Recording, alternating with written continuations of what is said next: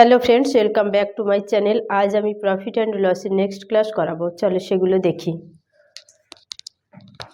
1 নম্বর দেখো, বলছে 54 টাকা পার কেজি যদি চাল বিক্রি করে তবে 10% লস হয়। 20% লাভ করতে গেলে কত টাকা পার কেজি বিক্রি করবে?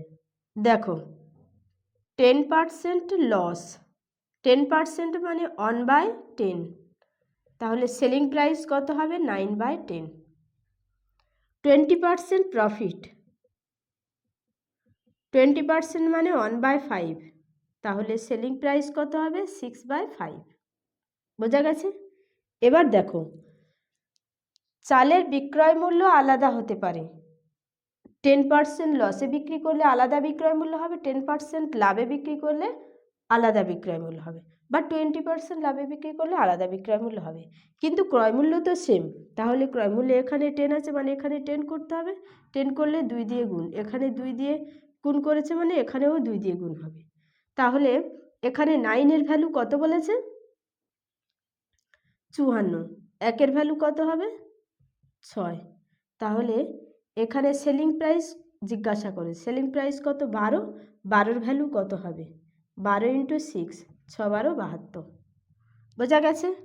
তাহলে অপশানে কি আছে দেখো, 72 এ অপশানে আছে, এ অপশান অ্যান্সার। বোঝা গেছে? চলো নেক্সট।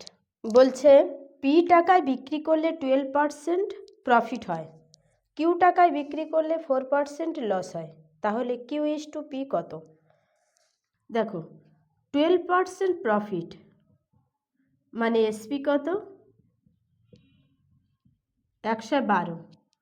4% লস, তাহলে এসপি কত হবে? 96। এটার বিক্রয় মূল্য কত? পি, এটা কিউ টাকায় বিক্রি করেছে, তাহলে Q/P মানে 96/112। 6 ষোলো 96, 16-র সঙ্গে 7 গুণ করলে 112 হবে, তাহলে 6:7। বি অপশানে 6:7 আছে, বি অপশান অ্যান্সার। বোঝা গেছে? চলো নেক্সট। বলছে একটা আর্টিকেল বিক্রি করে 25% প্রফিট হয়, যদি সেলিং প্রাইস ডবল করা হয় তাহলে প্রফিট কত হবে? 25% প্রফিট, 25% মানে 1/4, তাহলে এসপি কত হবে? 5/4। 5টাকে যদি ডবল করে দেওয়া হয় তাহলে এসপি কত হবে? 10। বোঝা গেছে? তখন সিপি কত থাকে? 4। এটা সিপি, তাহলে প্রফিট কত হচ্ছে? 6। 4-এর উপরে 6 প্রফিট, তাহলে 100-এর উপরে কত? 4 25 100, 6 25 150, 150%। 150 বি অপশানে আছে, বি অপশান অ্যান্সার। বোঝা গেছে? চলো নেক্সট।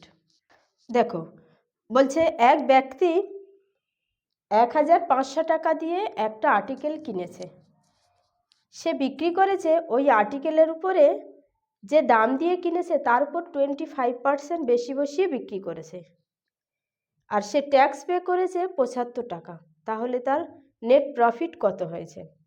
দেখো, 25% কস্ট প্রাইজের উপর বেশি বসিয়েছে, 25% মানে 1/4। বোঝা গেছে? কস্ট প্রাইজের উপর 25% বেশি বসিয়েছে, তাহলে 4 হলো কস্ট প্রাইস, বেশি বসিয়েছে 1, তাহলে 1 যদি বেশি বসায় তাহলে এসপি কত হবে? 5। বোঝা গেছে? কস্ট প্রাইজের উপর যেটা বেশি বসিয়েছে সেটাই হবে তার এসপি, তাহলে এই যেটা বেশি বসিয়েছে এইটা প্রফিট। এখানে 4-এর ভ্যালু কত দেওয়া রয়েছে? 1500 টাকা। একের ভ্যালু কত হবে? 375 টাকা।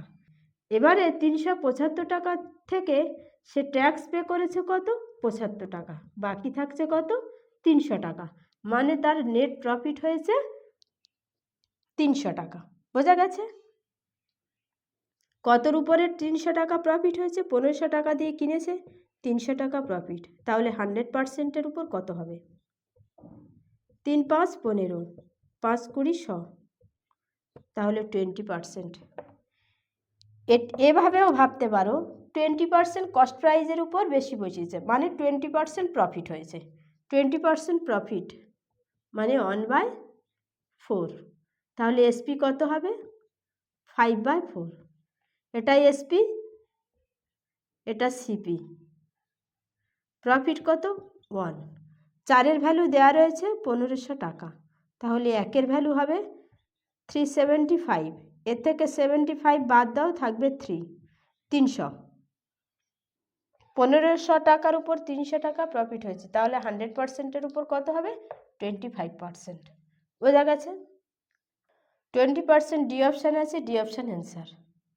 বলছে 31 টাকায় বিক্রি করলে 7% লস হয়, 35 টাকায় বিক্রি করলে কত পার্সেন্ট লস বা লাভ হবে? দেখো 7% লস মানে সিপি 100, এসপি 93। 93-এর ভ্যালু কত বলা রয়েছে? 31 টাকা। তাহলে 31কে রিপ্রেজেন্ট করছে কত? 93। 31-এর সঙ্গে কত গুণ করলে 93 হবে? 3 গুণ করলে। তাহলে 35কে কত রিপ্রেজেন্ট করবে? 35-এর সঙ্গেও 3 গুণ করলো, 105 হবে। 31 টাকা যখন বিক্রয় মূল্য, তখন সিপি কত হচ্ছে? 100। তাহলে 35 টাকা যখন বিক্রি মূল্য, তখন এসপি কত হচ্ছে? 105। তাহলে 100 থেকে 5 বেশি, তাহলে প্রফিট কত হচ্ছে? 5। 100 টাকার উপর 5 টাকা লাভ হচ্ছে, তাহলে 100%-এর উপর কত? 5%। বোঝা গেছে? তাহলে অপশানে কি আছে? 5% প্রফিট। বি অপশানে আছে, বি অপশান অ্যান্সার। আজ এই পর্যন্ত। ভিডিওটা ভালো লাগলে চ্যানেলটা সাবস্ক্রাইব করবে।